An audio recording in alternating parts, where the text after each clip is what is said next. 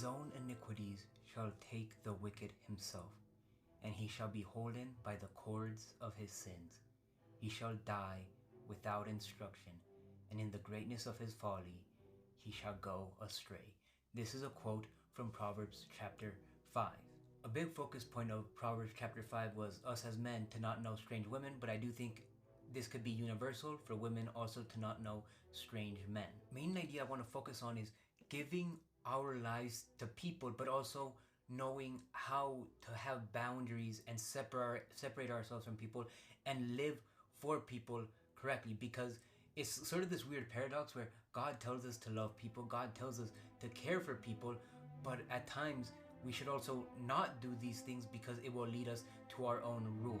We as Christians are supposed to spread the wonderful news of Jesus Christ, but we do just need to be wary of those who we're talking to, because some people are just not interested in the word of God. Some people are comfortable in sin, they're comfortable in their wickedness, and they're comfortable in their evilness. It gave this example in Proverbs chapter 5 how if you give yourself to those who are strangers, to those who are wicked, they will live in your honor, they will live in your glory, and you won't be able to truly shine, because in a way you're trying so very hard to give instruction to that which one who doesn't want to be taught. Before anything of those who you try to help, just at the forefront of everything, remember the teachings of God, remember the commandments of God, remember everything which he tells you to do, to be loving, to be joyful, to be absolutely kind and caring to all people.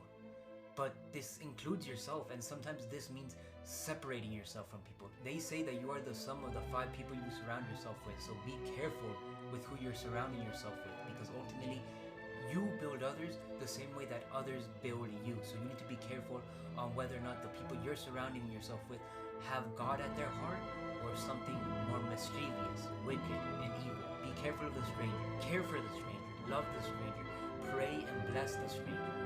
But sometimes bless yourself, care for yourself by letting the stranger go. Because if someone is a stranger to God, remember how they are a stranger to you.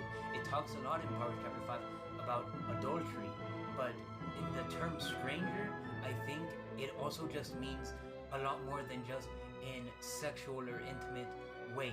If someone is a stranger to God, they are a stranger to you. This doesn't mean you can't introduce them to God, but if they reject God, they reject you. But I think the universal teachings of all of Proverbs is going to be just to always know God's teachings in your heart, to always follow God's teachings in your heart, to spread them through the world, but also to just know them in your heart.